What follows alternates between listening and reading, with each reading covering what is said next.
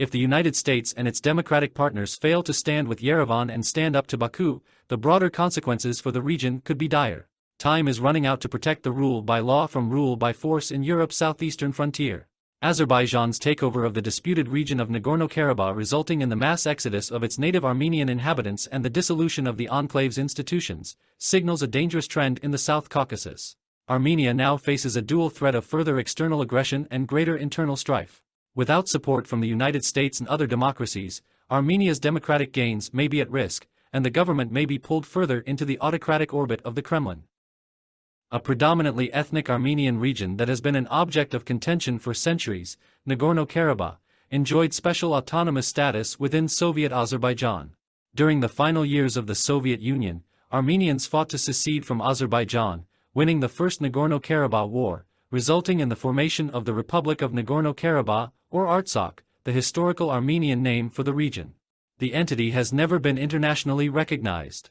Over the next 3 decades, neighboring Armenia provided pivotal security assistance and economic access to the Nagorno-Karabakh Republic, and the region existed as a de facto independent state within the internationally recognized borders of Azerbaijan.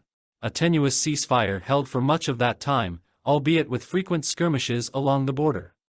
In 2020, the Second Nagorno-Karabakh War broke out, claiming an estimated 7,000 lives over 6 weeks. This time, Azerbaijan emerged the victor, taking large swaths of territory and surrounding the remaining Armenian-controlled regions, save for a single corridor with Armenia. Russian peacekeepers oversaw a brittle ceasefire agreement, which included significant Armenian concessions. 2 years later, Azerbaijan orchestrated a 9-month blockade of Nagorno-Karabakh, severing its access to Armenia and the rest of the world. Food, medicine, and other crucial supplies became critically low, forcing the population to live in increasingly dire conditions. Baku even blocked Red Cross humanitarian aid to Nagorno-Karabakh in breach of all international agreements.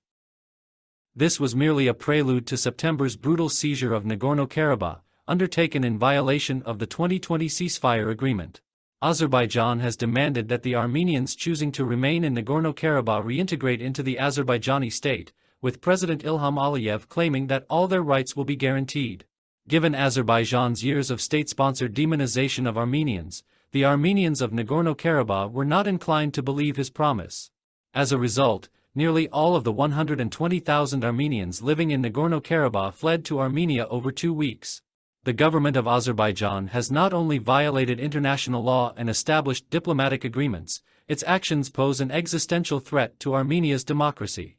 If the takeover of Nagorno-Karabakh is not met with an adequate global response, President Aliyev and fellow autocrats will be encouraged to continue to use force to achieve political ends. There are growing concerns in Armenia that Azerbaijan may again attempt to use force to install a so-called Zengezur corridor across sovereign Armenian territory, which would link Azerbaijan with its landlocked region, Nakhchivan, which lies between Armenia, Iran, and Turkey. In addition to violating Armenia's sovereignty, this could cut off Armenia from its southern border with Iran. There is precedent for this fear. In 2021, President Aliyev even went so far as to threaten to install such a corridor whether Armenia likes it or not. Crucially, Azerbaijan enjoys the backing of Turkey, while Russia, Armenia's traditional protector, has been missing in action. This is due in part to the Kremlin's ongoing war of aggression against Ukraine and frustration with Armenia's westward shift, as evidenced by Yerevan's accession to the International Criminal Court last month in defiance of Moscow. During his speech at the UN General Assembly on September 19, the day Azerbaijan began its takeover of Nagorno-Karabakh, Turkish President Recep Tayyip Erdogan called on Armenia to open the Zengezur corridor. Then, on September 25, Aliyev and Erdogan met in Nakhchivan, where President Aliyev indirectly referenced a corridor through Armenia. This development would undoubtedly have wider geopolitical consequences. Armenia would risk losing access to its southern border with Iran, since Azerbaijan would have the ability to close the corridor, as it did at Lachin in Nagorno-Karabakh. Such a scenario could leave just one of Armenia's international borders, Georgia, open to trade. If this happens, Russia's interest in the conflict could be reactivated, as the Kremlin is reluctant to lose its South Caucasus link to Iran, which could lead Russia to increase its military presence in Armenia. External threats combined with internal tensions could put severe pressure on Prime Minister Pashinyan, who has steered Armenia in a westward direction since taking office in 2018. The sudden influx of an enormous population of refugees poses major political and economic challenges for Armenia. Prime Minister Pashinyan's government will no doubt face angry questions about why Karabakh was lost and must be prepared to offer reassurances that Azerbaijan will be held accountable for this outrage. Armenians will need affirmation that the government can provide for their security following Russia's failure to stop Azerbaijan's seizure of Karabakh despite the Russian peacekeepers stationed there. What's more, there is a threat that a deteriorating security environment could erode the government's progress in strengthening democratic institutions if illiberal voices can exploit the situation to win political power and restore Armenia's dependence on Russia. The democratic world has a clear interest in ensuring that Armenia's democracy survives this crisis and that Azerbaijan's actions are justly punished. To begin with, robust humanitarian assistance must be provided for Armenian refugees. During a recent fact-finding mission to the region, USAID Administrator Samantha Power promised $11.5 million in humanitarian assistance. This is a good start, but significant humanitarian assistance will need to be sustained over the coming months, and even years, to help refugees transition to their new lives in Armenia.